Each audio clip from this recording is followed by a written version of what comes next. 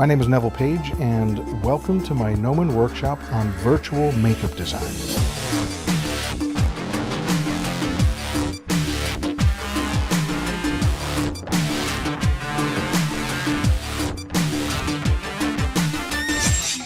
I think this is going to be a fascinating journey. It was for me. On the process that I've been using for feature films like Star Trek and the television series Star Trek Discovery, Picard, Strange New Worlds, where I utilize a process that I'm calling virtual makeup design. And the reason I call it virtual is because even though I'm using digital techniques, sculpting in ZBrush and some rendering in KeyShot and a little bit of post work in Photoshop, what makes this a very valuable technique in terms of the clients that I work with is that my goal is to present to them what looks like a finished product. And by finished, I'm including the actual use of particular materials that the makeup artist might be implementing. If it's silicone, I'll try and render the quality of the silicone product. If it's going to be latex, I'll try and render in the same quality of that product.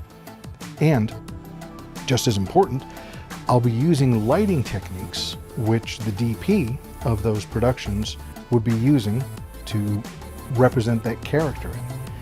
And what this does is it allows the director, more often than not, the opportunity to see the finished product on the actor in the exact scenario in terms of lighting that this makeup would be in, but it's entirely virtual. Now, I'm not a makeup artist. I'm a designer who happens to create content that would be turned into a practical makeup. But what's very important, what is a very valuable skill to have, is knowledge, as much as you can possibly have, of what the makeup department has to do in their process. So you're not handing them a design that's either, worst case scenario, unachievable, or a bad case scenario, very difficult to achieve. We want to, of course, do things that challenge us, but we don't want to do things that are not cost effective, not safe, not mindful of the actor, not mindful of direction, etc. So by starting this off with the design process, I'm going to take you through how I start with an actor scan. In this scenario, the actor is me. Well, not an actor, but the head is me. And using that scan data, I'm going to work on top of that in the same way that I would work on top of a life cast, a physical plaster casting of the performer. And I'll be applying clay, digital clay, and conceiving as I go along. I'll have objectives in mind, I'll have design goals in mind, but you will be going right along with me as I explore and discover and fail and fix and find design in the process.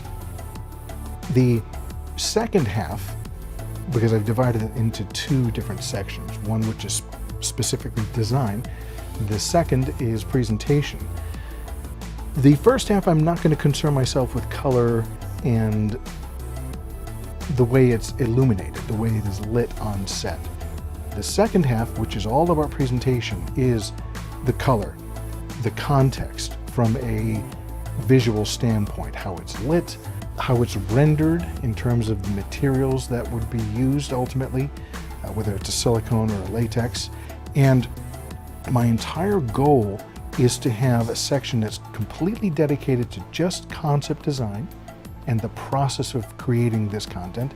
And the second half is completely dedicated to the presentation of it, with the ultimate goal being that the director would conceptually see these designs and be able to buy off and know exactly what they're going to see on set on the day.